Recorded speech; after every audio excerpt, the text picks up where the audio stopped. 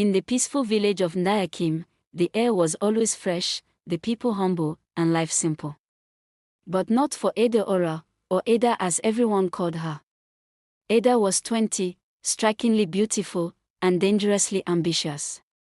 She was the type of girl who always knew she was meant for more than pounding yam, more than sweeping red-earth floors, more than marrying the local tailor or the primary school teacher. Ada's beauty was like a magnet. Young men followed her like bees to honey.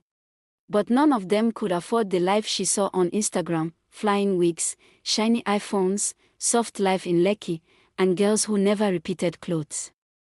She wanted that. She wanted everything, so one day, she lied to her mother.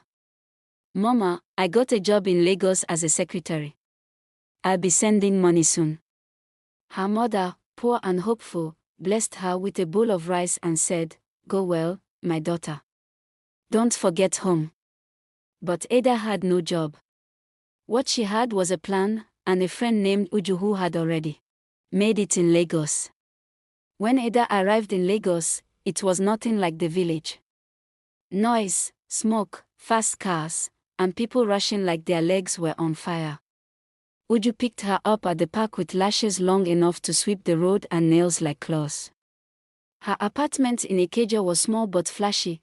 That night, Uju gave Ada the Lagos Girl Starter Pack, a new wig, a second-hand iPhone, 2 revealing dresses, and a strict rule: no feelings. Just focus. Uju introduced Ada to the game: rich, older married men looking for fun and willing to pay. The first one was a banker, the second a senator, the third, the one who changed Ada's life, was Chief Obinna Okonkwo. Chief Obinna was in his late 50s, bald, pot-bellied, but rich and connected. He had houses in Lekki and Abuja, and a wife, Madam Rose, who stayed mostly in Asaba with their grandchildren. Ada was everything he liked: young, bold, and drama-free. He got her an apartment in Lekki Phase 1. She stopped taking Okada. She bought hair from Turkey, bags from Dubai, and her Instagram followers doubled overnight. Chief told her, "If you play your cards right, you won't need to work a day in your life." Ada smiled, but inside, she was already planning her future.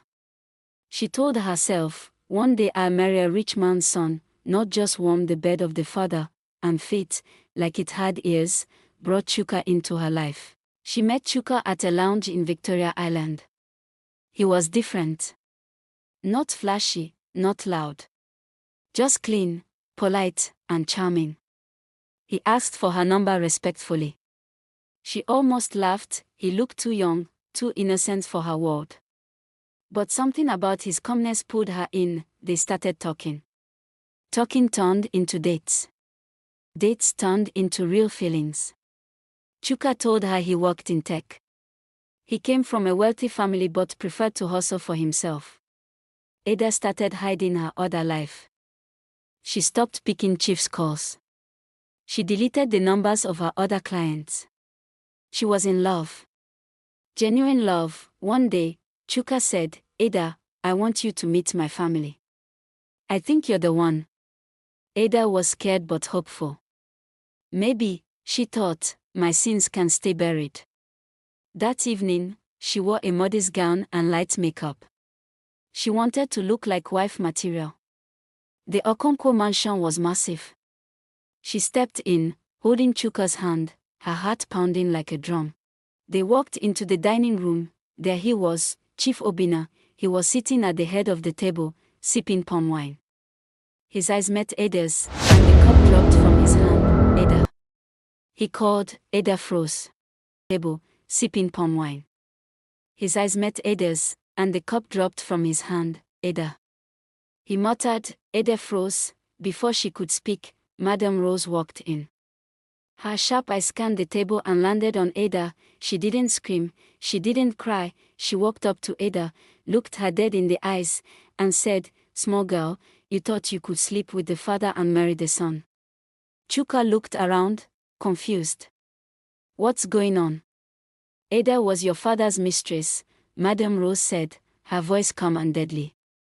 "The same one he kept in Lekki. The one I warned him to leave." Everything shattered. Chuka turned to Ada.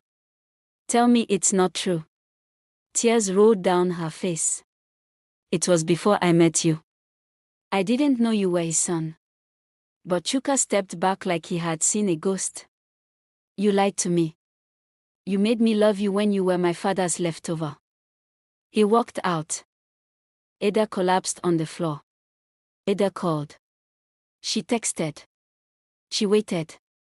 But Chuka was gone. And Chief. He blocked her. His pride couldn't allow it, her rent expired. She couldn't call Madame Rose witch anymore, because that woman returned, this time not with words, but juju. One night, Ada found white chalk and feathers at her door. That night, she dreamt of fire, snakes, and Madame Rose standing in white. When she woke up, her face had changed. Pimples. Rough skin. Hair falling off. When she went to clubs, no man looked at her. Even her ex-clients blocked her. One posted her picture with the caption, "Use and dump." She tried to return to Ndayakim, but her mother said, "No. Face the Lagos life you wanted."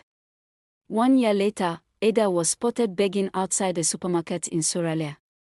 Hair cut short. Face dull. Clothes torn. A young girl passed her by and whispered to her friend, "Is that not the Ada that used to pepper us on Instagram?"